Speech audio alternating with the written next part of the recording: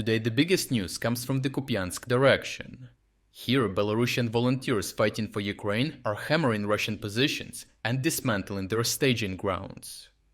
Ideologically opposed to Russia's invasion and morality, they are taking expert advantage of weak spots that appeared after Russian generals recently grossly misallocated their resources.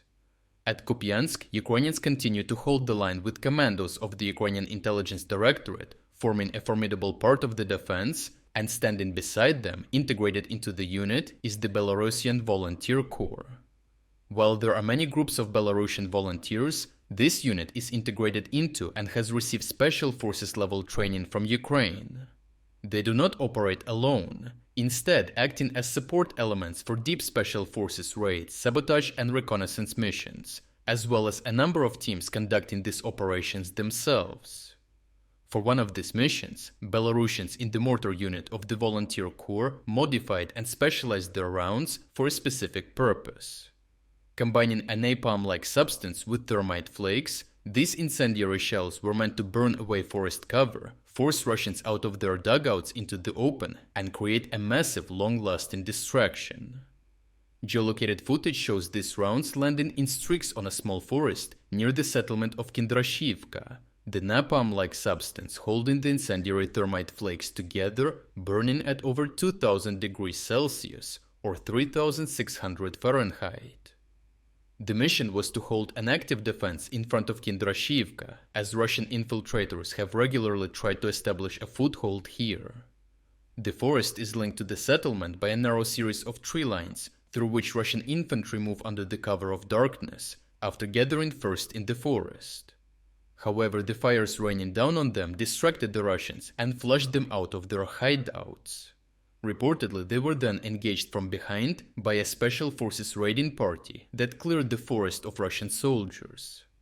The Belarusian operation here was a direct result of problems caused by Russian commanders themselves. Recently, amid stalling progress at Kupiansk and eager to report success, another classical flag-planting operation was launched. However, this one made the mistake of reporting successes far beyond what was believable. Russian soldiers were forced to move into Kupiansk in civilian clothing to prevent Ukrainian interdiction, before unfurling flags all the way in the center of the town. Proudly satisfied they could publish footage proving the Russian capture of half of the town in a single day, Russians shared the footage across social media, which was then promptly tracked and geolocated by the Ukrainian 10th Army Corps. Discovering every single one of these infiltration groups, the Russian pretenders were quickly dispatched by FPV drone strikes and elite forces going door to door. The Russian tricolors were taken as trophies, while Russian military analysts were forced to admit that commanders had sent in these soldiers to die for an information victory that only lasted a couple of hours. While not only a suicide mission for the Russian soldiers involved, the operation was a gross misallocation of Russian resources across the Oskil River.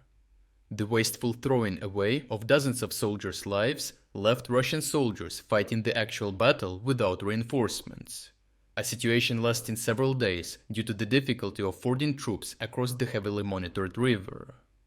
The Belarusian operation of destroying a Russian staging ground was only a part of the Ukrainian response, as combined Ukrainian forces across the entire Russian bridgehead took advantage of the Russian miscalculation. Notably, Russian commanders tried to salvage the situation with yet another flag-planting operation, this time sticking the Russian flag to the Kupiansk television mast with drones and a magnet, enraging Russian military observers who in response called for the complete purging of the command and leadership of the Russian 6th Army.